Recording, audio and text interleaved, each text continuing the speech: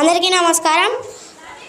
గౌరవనీయులైన head master గారికి మరియు ఊరి పెద్దలకి సార్లకి నా నమస్కారాలు.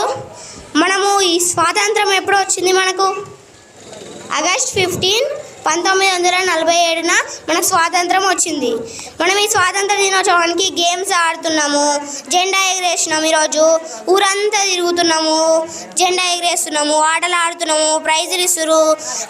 ఇవన్నీ ఎందుకు? మనం జెండా ఎగరేందుకు వేస్తున్నాం, ఆటలు ఎందుకు ఆడుతున్నాం, ఇవన్నీ ఎందుకు చేస్తున్నాం? స్వాతంత్రం వచ్చింది కాబట్టి ఈ జెండా ఎగరేస్తున్నాం, గేమ్స్ ఆడుతున్నాం. ఎందుకు? ఓన్లీ స్వాతంత్రం వచ్చినందుకేనా? అప్పుడు మనకు స్వాతంత్రం లేదా? అప్పుడు ఉందా లేదా?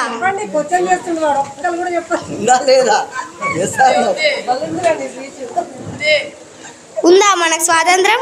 మనకు అప్పుడు స్వాతంత్రం లేదు. మనల్ని బ్రిటిష్ వాళ్ళు ఆక్రమించారు.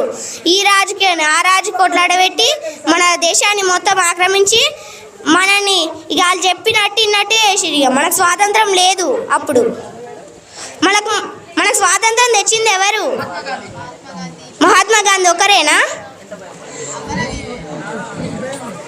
Freedom fighters Mahatma Gandhi, Subhash Chandra Bose, Bhagat Singh, Sardar Vallabhbhai Patel and మళ్ళీ ఇంకా లక్షల వేల మంది ఇంకా ఎంతో మంది మన భారతదేశ స్వాతంత్రం కోసము పోరాటాలు చేసిరు.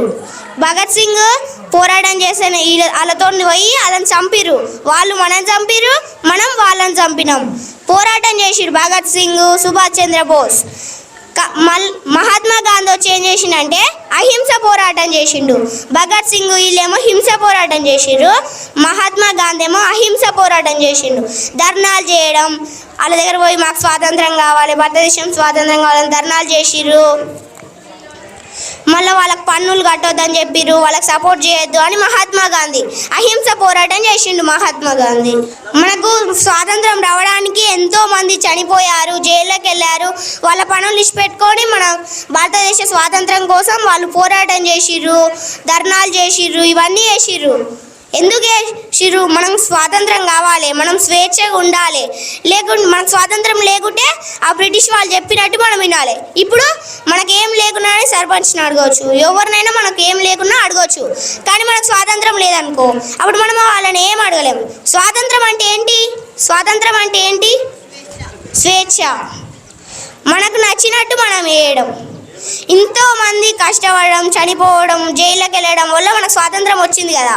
మనం ఆ స్వాతంత్రాన్ని, మన దేశాన్ని మనం కాపాడుకోవాలి కదా. కాపాడుకోవాలంటే ఏం చేయాలి? మనం ఎవరి పని వాళ్ళు చేయాలి. ఇప్పుడు చదువుకునేటోళ్ళు మనం స్టూడెంట్స్ కాబట్టి మనం బాగా చదువుకొని మనం చదువుకొని బాగుపడ్డాం అనుకో, మన కుటుంబం బజారు, ఊరు, మండల్, జిల్లా, రాష్ట్రం, దేశము ఇక ఈ భూమి మీద డెవలప్మెంట్ ఎక్కువ మంచి దేశం అవుతుంది. కాబట్టి మనం ఏం చేయాలి? ముందు మనం బాగుపడాలి. ఇప్పుడు చదివేటోళ్ళు మంచిగా చదవాలి, చదువు చెప్పేటోళ్ళు టీచర్లు మంచిగా చదువు చెప్పాలి, బిల్డింగ్ కట్టేటోళ్ళు మంచిగా బిల్డింగ్ కట్టాలి. ఎవరు ఏ పని చేసేటోళ్ళు అది చక్కగా చేస్తే మన దేశం డెవలప్ అవుతుంది. ప్రభుత్వ బడి, ప్రైవేట్ బడి, ప్రభుత్వ బడైనా ప్రైవేట్ బడైనా ఒకటే.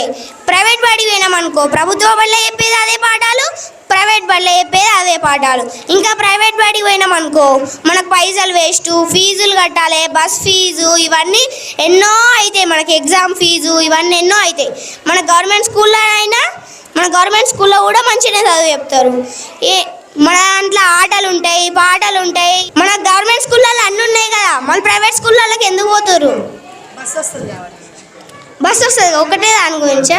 మళ్ళీ ఆ బస్సు ఒక్కటే వదిలిపెట్టారు, మళ్ళీ ఇంకెందుకు పోతురు? గవర్నమెంట్ స్కూల్ అయినా ప్రైవేట్ స్కూల్ అయినా ఒకటే. గవర్నమెంట్ స్కూల్లో చెప్పేది అదే చదువు, ప్రైవేట్ స్కూల్లో చెప్పేది చదువు. మా స్కూల్లో కూడా ఇప్పుడు ప్రైవేట్ స్కూల్ వాళ్ళు మా స్కూల్లోకి వచ్చిర్రు, వాళ్ళకు మాకు వచ్చినట్టు కూడా వస్తలేదు. ప్రైవేట్ స్కూల్ అయినా గవర్నమెంట్ స్కూల్ అయినా ఒకటే. ఇంకా ప్రైవేట్ స్కూల్ పోతే మనకే పైసలు ఒక్క bus fees, school fees, exam fees అని ఫుల్ పైసలు ఖర్చు అవుతాయి. కానీ ఆడొచ్చే చదువు ఒకటే, ఈడొచ్చే చదువు ఒకటే. Thank you.